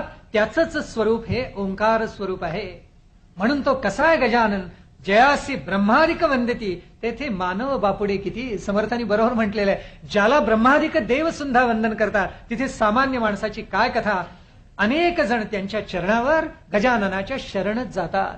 आणि म्हणून कोणत्याही मंगल कार्याचा प्रारंभ गजाननाला वंदन केल्याशिवाय सुरू होत नाही, हे आपण सर्वजण जाणतो. म्हणून पहिल्यांदा गणेशाला वंदन, कारण गणेशामुळे अर्थ आकळतो आणि शारदेला वंदन केल्यामुळे तो अर्थ प्रगट करण्याचं सामर्थ्य आपल्याला लाभतं. म्हणून गणेश आणि शारदा दोघांनाही वंदन करायचं. आता समर्थांनी म्हटलेलं आहे की ही जी शारदा आहे ती कशी आहे, मोठं सुंदर लिहिलेलं आहे. एकाच ह्याच्यामध्ये समर्थांनी वर्णन केलेलं आहे, एका ओबीमध्ये. आणि ती अत्यंत महत्वाची सावध, बाकी पुष्कळ वर्णन आहे. ती इच्छाशक्ती आहे, ती कळीकाळाची गती आहे, ती परब्रह्म सूर्याची प्रभा आहे. नानाविध प्रकारे त्या शारदेचं वर्णन केलं. शारदेला फार महत्व समर्थांनी दिलेलं आहे. पण एक ओवी याच्यामध्ये अशी लिहिली आहे की ज्याच्यामुळे आपल्याला शारदा ही माया आहे, मूळ माया आहे, हे लक्षात यावं. समर्थ म्हणतात 3ऱ्या समासाच्या 24व्या ओवीमध्ये, जे जे दृष्टीने देखिले, जे जे शब्द ओळखिले, जे जे मनास भासले, तितुके रूप जयचे. जे जे आपल्या दृष्टीला दिसतं, जे जे आपल्याला शब्दातून प्रत्ययाला येतं, जे जे आपल्या मनाला भासतं, ती सगळी ही शारदा आहे असं म्हटलेलं आहे. म्हणजे शारदा ही मूळ माया झाली. आणि मूळ माया असल्याशिवाय, त्या मूळ मायेचा संकल्प केल्याशिवाय ईश्वराला ही सृष्टी निर्माण करता येत नाही. गणेशाला किंवा पुरुषाला किंवा ईश्वराला किंवा परमेश्वराला या शक्तीचाच आश्रय करावा लागतो, या प्रकृतीचा आश्रय करावा लागतो. तिला मूळ मायेचं स्थान द्यावं लागतं आणि त्यातून नंतर सगळ्या सृष्टीची रचना आपल्याला निर्माण करावी लागते. आणि म्हणून जे जे आपल्या दृष्टीला दिसतं, जे जे आपल्या मनाला भासतं, जे जे शब्दांच्या माध्यमातून आपल्याला प्रत्ययाला येतं, थोडक्यात पंचेंद्रियांनी आपल्याला जे जे आकळतं, ती सगळी मायाच आहे. ती लावण्य रूप आहे एका वेळेला, ती प्रभेसारखी आहे आणि निवडून सारासार दाखवणारी सुद्धा आहे. म्हणजे जन्माला आल्यानंतर सार कोणतं आणि असार कोणतं हे दाखवणारी ही सुद्धा मायाच आहे. काय सुंदर वर्णन केले. म्हणून ती अनिर्वाच्य आहे असं शंकराचार्यांनी तिचं वर्णन केलेलं आहे. ती सती आहे आणि असती आहे. का सत कशा अर्थाने आहे, कारण तिचा आश्रय केल्याशिवाय सृष्टीची निर्मिती होत नाही. पण सृष्टी नाशवंत आहे आणि त्यामुळे ती असत सुद्धा आहे. एकाच वेळेला ती सत आणि दुसऱ्या वेळेला ती असत सुद्धा आहे. पण सत आणि असत या दोन्हीचा विलक्षण संगम तिच्यामध्ये आहे असं आचार्य सांगतात. आणि तेच आता समर्थ सुद्धा आम्हाला इथे सांगतात. आणि म्हणून समर्थ म्हणतात, या गणेशाला आणि या शारदेला वंदन कोण करतात, ते आता पुढे समर्थ आम्हाला सांगतायत की सद्गुरूही करतात आणि संतही करतात. गणेश शारदा सद्गुरू. सद्गुरू असा आहे की जो आपल्याला डोळ्यामध्ये ज्ञानाचं अंजन घालतो आणि जे आपल्या साध्या चक्षुना दिसत नाही ते प्रज्ञा चक्षुनी दाखवायला प्रवृत्त करतो. या सद्गुरूचं सामर्थ्य अलौकिक आहे. समर्थ म्हणतात, आता सद्गुरू वर्णवेना जेथे माया स्पर्शो सकेना, असं त्या सद्गुरूचं सामर्थ्य आहे. माया सामान्य जनांना आपल्यामध्ये बांधून धरते. या मायेच्या अतीत कोण होतो? समर्थ सांगतायत केवळ सद्गुरू अतीत होत असतो. सद्गुरूचं सामर्थ्य असं आहे की या मायेच्या तो अतीत होतो आणि आत्मज्ञानाचा मार्ग जनसामान्यांना उलगडून दाखवतो. पुढे आपल्याला सद्गुरू महात्म्य भरपूर ऐकायचे, त्याच्यामुळे इथे सद्गुरू महात्म्याला फार वेळ द्यायला नको. पण पुढे आता समर्थ थोडे जातात. सद्गुरूच्या अंतरीच्या खुणा आपण जाणून घ्यायला पाहिजे असं समर्थ आपल्याला सांगतात. आणि पुढे म्हणतात, आता वंदीन सज्जन जे परमार्थाचे अधिष्ठान, जयाचिनी गुह्य ज्ञान प्रगटे जनी. काय सुरेख लिहिले समर्थांची एक एक ओवी इतकी गोड आहे म्हणून सांगू. आता वंदीन सज्जन, सज्जन म्हणजे संत बर का. आदित्य प्रतिष्ठानचं सांगणं हेच आहे. आदित्य प्रतिष्ठानचं एक छान ब्रीद वाक्य आहे. काय? जीवनातले सगळे रंग टाका, एकच रंग धरा, पांडुरंग. आणि जीवनातले सगळे संग टाका, एकच संग धरा, सत्संग. एवढ्या 2 गोष्टी प्रत्येक माणसाने केल्या, आयुष्य उजळून जाईल, कल्याण होईल. पण माणसं एवढं सोडून बाकी सगळं करतात. म्हणजे पांडुरंग श्रीरंग त्यांना आठवत नाही, पण जीवनातले बाकी सगळे रंग आठवतात. आता काय करणार? सत्संग त्यांना आठवत नाही, बाकी सगळे संघ आठवतात. म्हणून पांडुरंग धरा, श्रीरंग धरा आणि सत्संग धरा, याच्यामध्ये जीवनाचं कल्याण आहे. आणि म्हणून त्या सज्जनांचं, त्या संतांचं वर्णन आणि गुणगौरव समर्थांनी किती केले म्हणून सांगू. समर्थ आम्हाला असं सांगतात, संत कसे असतात? संत आनंदाचे स्थळ, संत गुरुची केवळ, संत नाना संतोषाचे मूळ, ते हे संत. आम्ही संतोष आयुष्यामध्ये मिळावा म्हणून धडपडत असतो. तो संतोष आम्हाला जर कोण प्राप्त करून देत असतील? संत प्राप्त करून देत असतात. आणि म्हणून समर्थ सांगतायत, ते संत सुखची केवळ. इथे जो आनंद सांगितलाय तो निरपेक्ष आहे बरं का. इथे जे सुख सांगितले ते शाश्वत सुख आहे. आम्हाला जी सुख आणि आनंद मिळतात ती इंद्रियांच्या भोगामधून मिळतात. तशी सुख तसे आनंद समर्थांना सांगायचे नाहीयेत. इथे आनंदाचे ते मूळ आहे, संत आनंदाचे मूळ, संत सुखची केवळ, नाना संतोषाचे मूळ, ते हे संत. किती विलक्षण असले पाहिजेत संत. पुढे तर समर्थांनी एक ओवी इतकी कौतुकाची लिहिली आहे की पुन्हा पुन्हा वाचावी आणि अंतरंगाची तृप्ती करून घ्यावी. संत मोक्षाची विश्रांती, संत तृप्तीची निजतृप्ती, नो तरी ना तरी भक्तीची फळश्रुती, ते हे संत. काय लिहावं याच्या पलीकडे? संत काय आहेत? मोक्षाची विश्रांती आहे, मोक्षाश्रिया अलंकृत, असं पुढे वर्णन संतांचं केलेलं आहे. का बरं इतकं वर्णन केलेलं असावं संतांचं? ज्ञानेश्वरांनी केलं, नामदेवानी केलं, नाथानी केलं, तुकारामांनी केलं. जगाच्या कल्याण संतांच्या विभूती, देह कष्टरीती उपकारे म्हटलेलं आहे. बोले तैसा चाले त्याची वंदावी पाऊले, हेही म्हणून गेले. समर्थांनी तेच सांगितलं, बोला सरीसे चालणे, हे तो संतांची लक्षणे. दोन्हीचा अर्थ एकच. मग का बरं संतांचं इतकं कौतुक गायलं? त्याचं कारण आहे, समाजाची धारणा तुमच्या आमच्यामुळे होत नाही. जे अर्थाला वाहून घेतात त्यांना असं वाटतं की आपल्यामुळे समाजाची धारणा होते. नाही. जे श्रीमंत असतात त्यांना वाटतं की समाजाची धारणा आमच्यामुळे होते. नाही. धारणा कशाची होते? समाजाचं जे टर्फल आहे, राष्ट्राचं जे टर्फल आहे, वरचं जे कवच आहे, त्या कवचाची धारणा तुमच्यामुळे होते. पण त्याचा अंतरंग, त्याचा गाभा जो असतो, त्याची धारणा, गाभात जसे नसेल तर टर्फलाला कोण विचारणार? कवचाला कोण विचारणार? गाभा आहे म्हणून त्या कवचाला महत्व आहे. तसा आतला गाभा जर कोण जपत असतील तर संत जपत असतात. संत असतात म्हणून या सत्वाची आणि गाभ्याची धारणा होत असते. आणि म्हणून त्यांना म्हटलेले मोक्षाची विश्रांती आहे. काय शब्द वापरलेत, पण विलक्षण सुंदर शब्दांची योजना समर्थांनी केली. तृप्तीची निज तृप्ती आहे. काय तुम्ही तृप्ती घेऊन घेतला? बसलात पंचेंद्रियांच्या विषयांची, ते उपभोगले, तृप्ती झाली, संपून जाते. 10-15 मिनिटांमध्ये पुन्हा नवीन विषय भोगावा असं वाटतं. अरे त्या तृप्तीची निजतृप्ती कोण असतील? आमचे संत आहेत. कारण ती तृप्ती कोणती आहे याचं खऱ्या अर्थाने मार्गदर्शन आमच्या समाजाला आणि अवघ्या मानव जातीला कुणी केलं असेल तर ते संतांनी केलेलं आहे. मानव मानव केव्हा म्हणायचा? त्याच्या ठाई सद्गुण असले तर. सद्गुण ज्याच्या ठाई नाही त्याला मानव कोण म्हणणार मला सांगा? सद्गुण आहे म्हणून मनुष्य ओळखला जातो. शेवटी मानव कुणामुळे ओळखला जातो? बाह्यांगाने का ओळखला जातो? नाही. त्याच्या अंतरंगामध्ये जे सद्गुण आहे त्या सद्गुणाला आपण शरणागत होत असतो.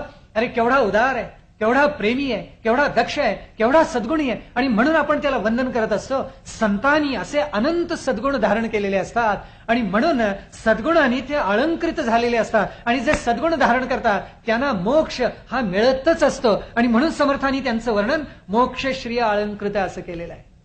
म्हणून संतांना शरण जायचं असतं. मानव जात राखायचं काम जर कोण करत असेल, संत करत असतात. या राष्ट्राचं सत्व जागवायचं काम कोण करत असतील? संत करत असतात. समर्थांनी केले आणि म्हणून याची देही याची डोळा, हिंदवी स्वराज्य निर्माण झालेलं पाहिलं. रामराज्याचा अनुभव घेऊन समर्थ कृतार्थ झाले. केवढं सामर्थ्य आहे संतांचं. एका जागी बसू शकतात. एका घळीमध्ये बसून समर्थांनी सगळा समाज हलवून टाकला. समाजाला जाग केलं, सांगितलं परमार्थाची दिशा ही. इहलोक करा, पण कसा करा, असे सद्गुण धारण करून करा, हे सांगणारे संत एका घळीमध्ये बसून हे करू शकतात. म्हणून संतांचं इतकं कौतुक आहे. नो तरी भक्तीची फळश्रुती, तुम्हाला भक्तीची फलश्रुती, भक्ती कशासाठी करायची? आत्मसाक्षात्कार व्हावा म्हणून ना, ईश्वराचं दर्शन व्हावं म्हणून ना. मग समर्थ म्हणतायत की ईश्वराचं दर्शन सद्गुरूतच घ्या ना. भक्तीची फलश्रुती म्हणजे संतच आहेत, सद्गुरूच आहेत, अत्यंत अंतरंग शुद्धातिशुद्ध झालेले असे सज्जन आहेत. आणि म्हणून समर्थ आम्हाला सांगतात, नो तरी भक्तीची फलश्रुती ते हे संत. संत धर्माचे काय, धर्माचे धर्मक्षेत्र, संत स्वरूपाचे सत्यत्व असतात. पवित्र पुण्यभूमी असेही संत असू शकतात. म्हणून संतांचा उदंड गौरव. पुढे आम्हाला ते सांगतात, संत समाधीचे मंदिर. आहा, काय एक एक शब्द वापरलाय. संत समाधीचे मंदिर, संत विवेकाचे भांडार. आपल्यासारखे क्षणोक्षणी ते रुसत नाहीत, आपल्यासारखे क्षणोक्षणी भांडत नाहीत, आपल्यासारखे क्षणोक्षणी अविचारानं ते वागत नाहीत. संत असे असतात. संत विवेकाचे भांडार म्हटलेले आहे. म्हणजे काय सामर्थ्य संतांच्या ठाई असलं पाहिजे. आणि सर्वार्थाने ते खरंय ना. तरी बोलीजे माहेर सायुज्य मुक्तीचे. मानवाला सायुज्य मुक्ती देण्याचं सामर्थ्य कोणामध्ये असतं? केवळ संतांच्या मध्ये. कारण तेच सद्गुरू व्हायला पात्र असतात. संत नाही तो सद्गुरू नाही. काही जणांना धक्का बसला काय अंतरंगातून, पण आम्हाला सगळ्या संतांनी हा मार्ग दाखवून दिलेला आहे आणि तोच खरा आहे, सर्वार्थाने खरा आहे. आणि म्हणून पुढे म्हटलेलं आहे, संत सत्याचा निश्चय. सत्याचा निश्चय आम्हाला कुणामुळे करता येतो? तो केवळ पुढे त्यांचे शब्द, मोक्षाश्रिय अलंकृत ऐसे हे संत श्रीमंत. समर्थ म्हणतात, श्रीमंत कोण? मोक्षाला ज्यांनी पालाण घातले आणि सायुज्य मुक्तीला आपल्या पायावर ज्यांनी शरण आणलेलं आहे ते खरे संत, ते खरे श्रीमंत. असे जे संत, ते संत समाजातले खरे श्रीमंत असतात. कोट्यवधी रुपयाची दौलत आहे, त्यांना संत कधी श्रीमंत म्हणत नाहीत. ज्यांना सायुज्य मुक्तीचा लाभ झाला आणि मोक्षाचं दर्शन घडलं, ईश्वर सुद्धा ज्यांना ओळंगला, तो खरा श्रीमंत. हे समर्थांचं सांगणं आहे. जीव दरिद्री असंख्यात नृपती केले. काय शब्द वापरलेत समर्थांनी. असंख्य जीव हे दरिद्रीच असतात. दरिद्री कोणत्या अर्थाने? परमार्थाचा स्पर्श झालेला नसतो, आत्मोन्नतीकडे जावं असं कधी वाटतच नाही, भौतिकतेमध्ये रमावं असं वाटतं. ज्यांना भौतिकतेमध्ये रमावं असं वाटतं त्यांना समर्थ दरिद्री म्हणताय. जीव दरिद्री असंख्यात नृपती केले. नृपती म्हणजे परमार्थामध्ये त्यांना वैभवाचं शिखर प्राप्त करून दिलं. असे जे संत आहेत ते ईश्वराचे अवतार पुढे म्हटलेले आहेत. जे ईश्वराचे अवतार ना तरी प्रत्यक्ष सुरवर म्हटलेले आहे. म्हणजे ईश्वरच सद्गुरु रूपानी, संत रूपानी प्रगट होत असतो. हे समर्थांचं सांगणं नितांत सुंदर आहे. अशा लोकांना शरण जा आणि मग काय करा? आपल्या आयुष्याचं कल्याण करून घ्या. म्हणून दुसऱ्या, तिसऱ्या, चौथ्या समासात गणेश, शारदा, सद्गुरू सांगून झाले. आता पुढे कोणाला सांगायचं? आता बंधू कवीश्वर. त्याच्या अगोदर थोडकं सांगायचं राहिलं. श्रोते जनांना वंदन केलेलं आहे. श्रोत्यांना का बरं वंदन केलं? करण्यासारखंच आहे. वक्ता तो वक्ताची नव्हे, श्रोते यावी ना. श्रोताच नाही तर वक्त्यांनी सांगायचं कोणाला? रिकाम्या मंदिराला सांगताच येणार नाही. समोर जाणता सुसंस्कृत सभ्य असा श्रोता आहे म्हणून आपल्याला ते सांगता येतं. म्हणून गणेश, शारदा, सद्गुरू झाले आणि संतांच्या नंतर स्थान कोणाचं आहे? श्रोत्यांचं आहे. आपल्याला केवढं प्रचंड स्थान आहे पहा. आपल्या मनामध्ये आनंद दाटेल, गौरव दाटेल असं स्थान या श्रोत्यांना. आणि त्याच्यामध्ये समर्थांनी सांगितले की खरोखर श्रोते म्हणजे ईश्वराची रूपे आहेत. सहस्र रूपे तुम्ही सदाशिव श्रवणासी बैसला असा कृतज्ञ भाव वक्त्याच्या चित्तामध्ये असतो आणि म्हणून तो परमार्थाचा विषय बोलत जात असतो. याच्यामध्ये कोण कोण असतात? अनंत मंडळी असतात, नाना प्रकारची मंडळी असतात. पण त्या सगळ्यांना वंदन करून त्यांच्याबद्दलचा पूज्य भाव आपल्या हृदयामध्ये धारण करून वक्ता बोलत जात असतो. समर्थांनी म्हटलेलं आहे की मी कसा आहे? माझ्या ठाई व्युत्पत्ती नाही, माझ्यामध्ये बुद्धी नाही. तुम्ही श्रोते जगदीश मूर्ती, तेथे माझी व्युत्पत्ती किती? बुद्धिहीन अल्पमती सलगी करीतो. समर्थ स्वतःला बुद्धिहीन आणि अल्पमती म्हणतात. मग आम्ही स्वतःला काय म्हणायचं? एवढ्याने तरी माणसांचा अहंकार कमी व्हावा की नाही, पण होत नाही.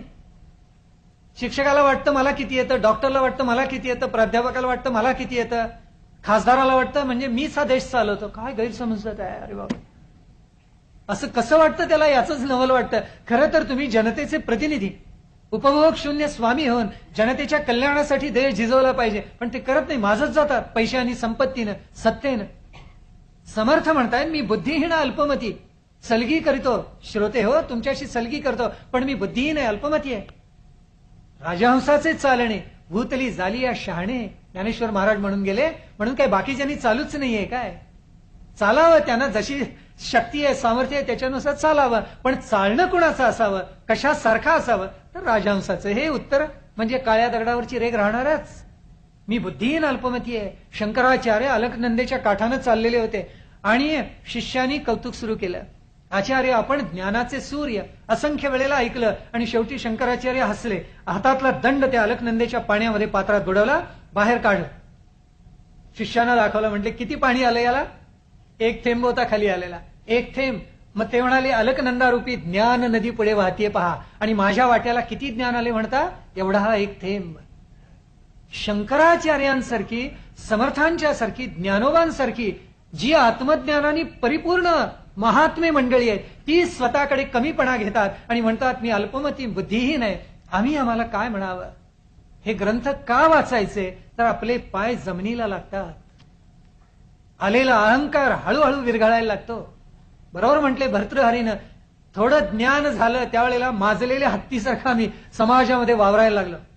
पण ज्या वेळेला यदा किंचित किंचित बुधजन सकाशात अवगत, जसा ज्ञानी माणसांच्या सहवासामध्ये गेलो त्यावेळेला मी किती गाढव आहे ते मला कळलं. भर्तृहरी लिहून ठेवतो. आम्ही काय म्हणायचं स्वतःला?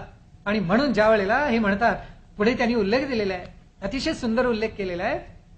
समर्थाचा पुत्र मूर्ख जगी, परी सामर्थ्य असे त्याचे अंगे. आणि त्याला त्यांनी दृष्टांत दिलाय समर्थाने. इतर जण वाघसिंहानं भीतात, पण वाघसिंहांची पिलं काही त्यांना भीत नाहीत. तसा मी तुमचा पुत्रच आहे असं गृहीत धरा आणि मला बोलायला तुम्ही प्रवृत्त करा. म्हणून श्रोतेजन तुम्ही किती थोर आहात असं म्हणून समर्थांनी त्यांना दंडवत घातले. आणि पुढे जाऊन आता बंधू कवीश्वर, जे शब्दसृष्टीचे ईश्वर ना तरी हे परमेश्वर वेदावतारी. हे नवकवींना उद्देशून लिहिलेलं नाही. जे द्रष्टे कवी आहेत, महाकवी, त्यांना उद्देशून समर्थांनी लिहिलेलं आहे. कारण की हे सरस्वतीचे निजस्थान म्हटलेलं आहे. सरस्वतीचे निजस्थान नवकाव्य लिहून होत नाही, कधीही नाही. नवकाव्य आणि शाश्वत काव्य, ज्याला आपण वाङ्मय म्हणतो किंवा महाकाव्य म्हणतो, याच्यामध्ये गगन आणि सागर इतकं अंतर आहे, गगन धरती इतकं अंतर आहे. आणि म्हणून शब्दसृष्टीचे ईश्वर फार वेगळेच असतात. म्हणून समर्थांनी त्यांना कवी मुमुक्षाचे अंजन म्हटलेलं आहे. कवी जे लिहितो त्याच्यामुळे मुमुक्षाच्या डोळ्यामध्ये अंजन घातलं जातं. तो साधकांचं साधन असतो, सिद्धांचं समाधान असतो. काय शब्द आहेत! साधकाला परमार्थाची वाटचाल करायला तो साधन होतो आणि त्याच वेळेला जो सिद्ध आहे त्याचं तो समाधानी करतो. इतकं सामर्थ्य कवीच्या त्या शब्दामध्ये असतं. म्हणून हे कवी कोण कोण आहेत? कवी सृष्टीचा अलंकार आहे, कवी सभेचे मंडन आहेत, कवी सगळ्या सृष्टीचा व्यापार आहे. आणि या सगळ्या जगाला जणू काही त्यांनी धारण केलेलं आहे. की हे अमृताचे मेघ वोळले, की हे नवरसांचे मेघ लोटले, नाना सुखाचे उचंबळले सरोवर. हे काय सुंदर वर्णन केलेलं आहे. की विवेक निधीची भांडारा असलेले हे सगळे आमचे कवीश्वर कसे आहेत, विलक्षण सामर्थ्य असलेले आहेत. म्हणून आमच्या तुमच्या कल्याणासाठी त्यांनी हा जडदेह धारण केलेला आहे. आणि केवळ धारण केलेले असं नाही, त्यांच्यावर शारदेची सरस्वतीची कृपा झालेली आहे. आणि म्हणून सुखाचे उचंबळले सरोवर हे अमृताचे मेघ आहेत आमच्यावर. म्हणून ज्ञानेश्वरी कितीदा वाचली तरी समाधान नाही, दासबोध कितीदा जरी वाचला तरी समाधान नाही, अमृताने कधी तृप्ती होतच नाही. आणि म्हणून अमृताचे मेघ म्हटलेलं आहे. विवेक निधीची भांडार आहेत, नवरसाचे मेघ लोटले, धो धो धो कोसळतात आमच्यावर, नवरस प्रगट करतात आणि शेवटी शांत रसाला नवरसाच्या माथ्यावर प्रस्थापित करतात. जसे सज्जन तसेच हे सुद्धा भक्तीची फळश्रुती असतात. आता जिथे कवी आहेत, जिथे श्रोते आहेत, तिथे सभा सुद्धा दाटलेली असते. कारण भगवंतांनी स्वतः सांगितलेलं आहे, नाहम वसामि वैकुंठे भक्तानां हृदये रवौ मद्भक्ताः यत्र गायन्ति तत्र तिष्ठामि नारद.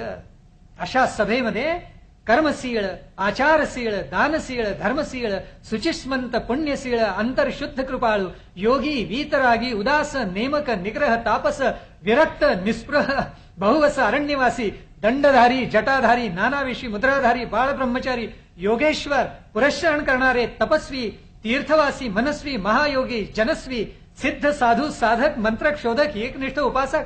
काय वर्णन केले समर्थांनी! हे सगळे उपस्थित असतात सभेमध्ये. आत्ताही असतील असं मी गृहीत धरतो. सर्वार्थाने परिपूर्ण असतील की नाही माहिती नाही, पण कदाचित या सगळ्या विषयांचा स्पर्श ज्यांच्या चित्ताला झालेला आहे असे कुणी ना कुणीतरी असणार. आणि म्हणून सभा ही अशी विद्यापात्रे, कळापात्रे, विशेष गुणाची सत्पात्रे, भगवंताची प्रीतीपात्रे मिळाली जेथे, किंबहुना भगवंताचेच अवतार हे सगळे प्रगट झालेले आहेत, अशा सभेमध्ये कीर्तन करावं. का करावं? भागवताचा आदेश आहे. उपनिषदे आणि भागवत आम्हाला भागवतांनी आदेश आले असा दिलेला आहे, कलो कीर्तन वरिष्ठ. कलियुगामध्ये श्रेष्ठ काय? कीर्तन आहे. म्हणून भगवंताचं संकीर्तन मांडावं, निरूपण मांडावं, प्रवचन मांडावं, आणि तेच सांगतायत. आणि पुढे जाऊन आता समर्थ सांगतात, आता स्तऊ हा परमार्थ. आयुष्यात दोन अर्थ असतात, एक अर्थ आणि दुसरा परमार्थ. आता कलियुगामध्ये तिसरा आलाय, तो स्वार्थ. निस्वार्थी कोणी नसतातच. स्वार्थ, अर्थ आणि परमार्थ याच्यामध्येच माणसं जास्ती गुरफटून जाऊ पाहतात. पण खरंच 4 टप्प्यामध्ये विभागणी आहे: स्वार्थी, व्यावहारिक स्वार्थी, निस्वार्थी आणि परमार्थी. व्यावहारिक स्वार्थी ते अर्थाला परमार्थ समजून चालतात असा भावार्थ झाला. पण परमार्थ हा साधकांचा निजस्वार्थ आहे म्हटलेला आहे. म्हणजे परमार्थातही स्वार्थ असतो, पण भौतिकापेक्षा तो फार वेगळा असतो. लक्षात येते का? पहा, तो जे जे उपासक आहेत, साधक आहेत, त्या साधकांचा निजस्वार्थ कुठला, तर तो परमार्थ आहे असं म्हटलेलं आहे. आणि म्हणून या परमार्थाची कास जनसामान्यांनी धरावी. का? त्याचं कारण सांगितले त्याने, की जो राज्यधारी आहे पण परमार्थी नाही, परमार्थ नाही तो भिकारी. एका चरणामध्ये परमार्थाचं रहस्य समर्थांनी उलगडून दाखवलेलं आहे. आणि म्हणून म्हणतात समर्थ की परमार्थाची वाटचाल करा. किंबहुना पुढे सगळा जो दासबोध सांगितला तो परमार्थाची वाटचाल करण्यासाठीच सांगितलेला आहे. आणि म्हणून समर्थ म्हणतात परमार्थ नाही तो भिकारी. परमार्थ हा साधकांना आधार असतो, तापसांशी पार असतं. परमार्थ दाखवी पार भवसागराचा. भवसागर ओलांडून जावं असं सामर्थ्य कशामध्ये असतं? ते परमार्थामध्ये असतं. आता हा जर परमार्थ करायचा असेल तर कसा करावा? समर्थांनी एक उपदेश केलाय, भल्याने परमार्थी भरावे, शरीर सार्थक करावे, पूर्वजांचे उद्धरावे, हरिभक्ती करूनी. मला वाटते आयुष्याचं सार एका ओवीत आलेलं आहे. आपण स्वतःमध्ये परमार्थ भरून घ्यावा. परमार्थ भरल्यानंतर आपल्या आयुष्याचं आपण सार्थक करून टाकावं आणि आपल्या पूर्वजांचा उद्धार हरिभक्तीनं करावा. पूर्वज केव्हा उद्धारून जातात? पुढल्या पिढ्या पराक्रमी निघाल्या म्हणजे, दारुड्या निघाल्या म्हणजे नव्हे. पुढल्या पिढ्या सात्विक व्हाव्यात, पराक्रमी व्हाव्यात, उन्नत व्हाव्यात. या देशासाठी, या मानव जातीसाठी, समाजासाठी त्यांनी काही भलं करावं, अशा पिढ्या निर्माण झाल्या की पूर्वजांना सुद्धा आनंद होतो, पूर्वज उद्धरून जातात असं धर्मशास्त्र सांगतं आम्हाला. त्याचं सार समर्थांनी काढलेलं आहे. शरीर सार्थक करावे. कशाने करता येतं? ते परमार्थाने करता येतं. आणि म्हणून सगळं सांगून झालं. समर्थ म्हणतात काय काय सांगून झालं? गणेश, शारदा, सद्गुरू हे सांगून झालं. सज्जन, श्रोते, कवेश्वरू हे सांगून झालं. आता सभा झाली, परमार्थ सांगून झाला. आता शेवटचा टप्पा कोणता? तर जो परमार्थ करायचा आहे त्याचं माध्यम कोणतं? ते माध्यम आता समर्थ सांगतात. आणि ते माध्यम म्हणजे धन्य धन्य हा नरदेहो, येथील अपूर्वता पहा हो, जो जो कीजे परमार्थला हो, तो तो पावे सिद्धी. ते परमार्थ हवाय ना, सिद्धीला पावायचे ना, मुमुक्षु व्हायचे ना, उपासक व्हायचे ना, साधकाची निष्ठा आपल्या अंतरंगामध्ये दृढ करायची आहे ना, त्याला माध्यम कोणतं आहे? नरदेहाचं माध्यम आहे. इथे समर्थांचं आणि अन्य संतांचं वेगळेपण स्पष्ट होतं. बहुतेक सगळ्या संतांनी देहाला नावं ठेवली आहेत, समर्थांनी ठेवली आहेत, पण धन्य धन्य हा नरदेह एवढं म्हणणारे समर्थ एकच. बहुत जन्मांचा सेवट नरदेह लाभे अवचट. एकाएकी मिळत नाही, इतरांना तो मिळालेला नाही, तुम्हा आम्हाला मिळाला. म्हणून आपण काय करूया? आता हा देह कृतार्थ करूया. कारण त्याच्यामुळे सलोकता, समीपता, स्वरूपता, सायोज्यता, या चत्वार मुक्ती, तत्वता, इच्छा सेवून राहिले. हे कशामुळे सगळं आपल्याला पाहायला मिळतं? केवळ नरदेहाच्या माध्यमातून. म्हणून नरदेह श्रेष्ठ, नाना देहांमध्ये वरिष्ठ, जयाचे चुके अरिष्ट, यमयातनेचे. समर्थ आम्हाला सांगतात नरदेह हा स्वाधीन, सहसा नव्हे पराधीन. नरदेहाचं वैशिष्ट्य असं आहे की नरदेह स्वाधीन असतो. त्यांनी त्याला उदाहरण दिले. अश्व, वृषभ, गायी, म्हैसी यांना सोडलं की पुन्हा कोणीतरी बांधतोच त्याला. कोणीतरी घोड्याच्या पाठीवर बसणारच, म्हशीला गोठ्यात नेणारच, गायीला बांधून आणणारच. नरदेहाचं तसं नाही. नरदेह हा स्वाधीन आहे असं म्हटलेलं आहे. आणि म्हणून कृपाळेपणे सोडिता त्याची कोणीतरी धरील. हे कुठे घडणार?